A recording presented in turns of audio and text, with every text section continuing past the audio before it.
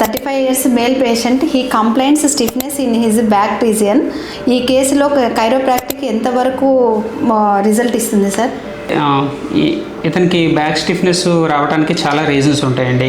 అంటే ఆయన చేసే ఆక్యుపేషన్ వలన కానీ, లేదంటే ఆయన పడుకునే విధానం బట్టి కానీ, ఒకసారి పేషెంట్ మనం చూడగలిగితే ఎవాల్యుయేట్ చేసుకొని పేషెంట్కి స్టిఫ్నెస్ ఏ రీజన్లో వస్తుంది, లైక్ అంటే పేషెంట్ ఏం చేస్తే స్టిఫ్నెస్ కంప్లైంట్ చేస్తున్నాడు, లేదంటే మార్నింగ్ టైం కంప్లైంట్ చేస్తున్నాడా, ఎర్లీ మార్నింగ్ టైము, లేదంటే నైట్ టైం పడుకున్నప్పుడు కంప్లైంట్ చేస్తున్నాడా, లేదంటే ఫార్వర్డ్ బెండింగ్లో పెయిన్ కంప్లైంట్ చేస్తున్నారా అన్నది ఒక్కసారి ఎవాల్యుయేట్ చేసుకొని ఆయనకి మజిల్ స్పాజం ఏదైనా ఉందా, లేదంటే లోపల ఇంటర్వర్టిబ్రల్ డిస్క్స్ దగ్గర ఏదైనా ఫెసెట్ జాయింట్స్ ఏమైనా టైట్నెస్ ఉందా అన్నది మనం ఒకసారి ఎవాల్యుయేట్ చేసుకొని, ఒకసారి మజిల్ స్పాజం అయితే కనుక మనం ఫిజియోథెరపీ ద్వారా కానీ, లేదంటే కొన్ని మజిల్ రిలాక్సెంట్ ద్వారా కానీ తగ్గించవచ్చు.